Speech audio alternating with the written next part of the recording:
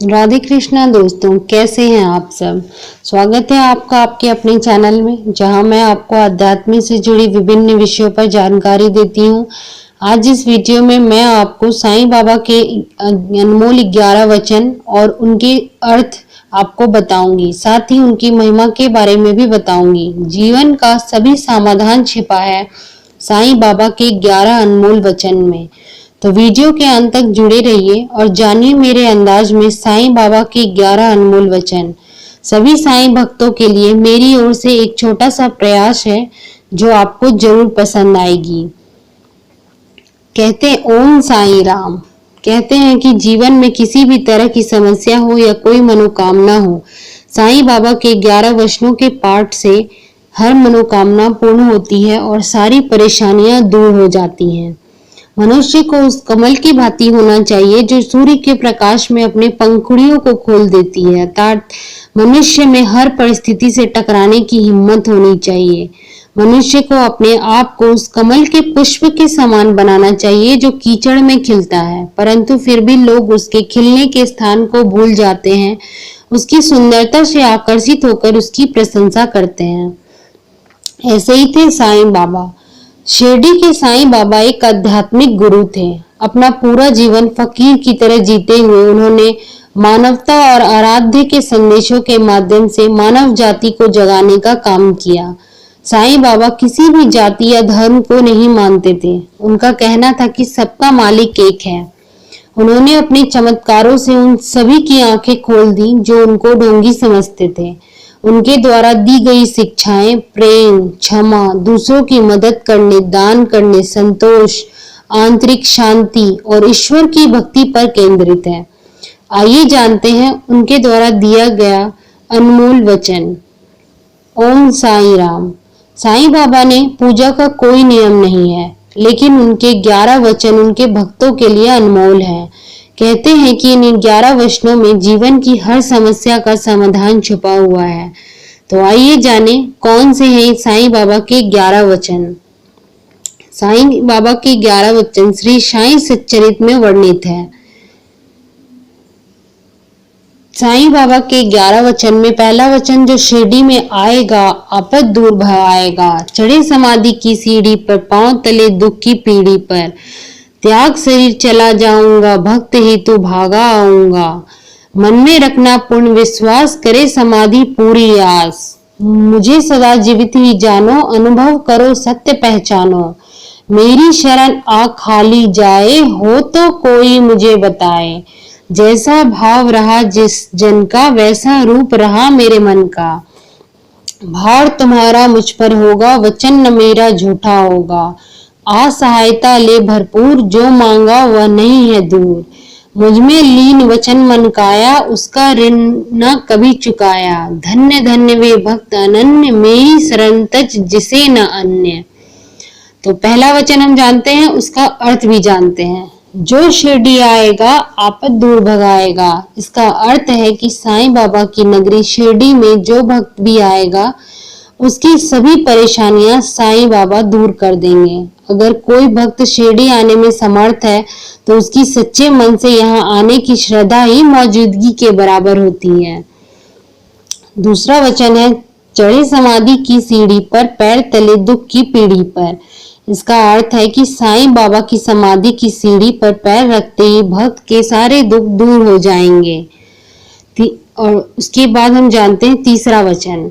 तीसरा वचन त्याग शरीर चला जाऊंगा, भक्त हेतु दौड़ा आऊंगा। इसका अर्थ यह है कि साईं बाबा कहते हैं कि भले ही वर्तमान में वो शरीर के रूप में मौजूद नहीं है, लेकिन अगर कोई भक्त मुसीबत में है तो साईं उसकी मदद जरूर करेंगे। चौथा वचन मन में रखना दृढ़ विश्वास, करे समाधि पूरी आस। इसका अर्थ यह है कि साईं के न रहने पर हो सकता है कि भक्त का विश्वास कमजोर पड़ने लगे, वह अकेला या असहाय महसूस करने लगे, लेकिन भक्त को विश्वास रखना चाहिए कि समाधि के जरिए उनकी हर प्रार्थना पूरी होगी। साईं का 5वां वचन यह है कि मुझे सदा जीवित ही जानो, अनुभव कर सत्य पहचानो। साईं खुद स्वयं कहते हैं कि शरीर नश्वर होता है लेकिन आत्मा अजर अमर होती है, इसलिए मैं भक्तों के बीच हमेशा जीवित रहूंगा। यह बात भक्ति और प्रेम से कोई भी भक्त अनुभव कर सकता है। साईं बाबा के का छठवां वचन है, मेरी शरण आ खाली जाए हो कोई तो मुझे बताए। यानी कि जो कोई भी व्यक्ति सच्ची श्रद्धा से साईं की शरण में आया है उसकी हर मनोकामना साईं बाबा की कृपा से जरूर पूरी होती है। सातवां वचन, जैसा भाव रहा जिन मन का वैसा रूप हुआ मेरे मन का। साईं बाबा कहते हैं कि जिस व्यक्ति के अंदर जैसा भाव होगा मेरा रूप उसे आएगा। वो जिस भाव से कामना करेगा उसी भाव से मैं उसकी कामना को पूर्ण करता हूँ। उसके बाद साईं बाबा के 8वें वचन की ओर चलते हैं। 8वां वचन यह है कि भार तुम्हारा मुझ पर होगा, वचन न मेरा झूठा होगा।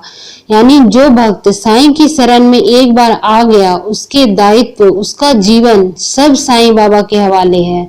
चिंतन से मुक्त वो आजाद परिंदे की तरह विचरण कर सकता है।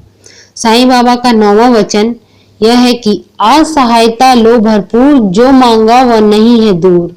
साईं कहते हैं कि जो भक्त श्रद्धा भाव से मेरी सहायता मांगेगा उसकी सहायता मैं जरूर करूंगा, मैं उसे कभी भी निराश नहीं करूंगा।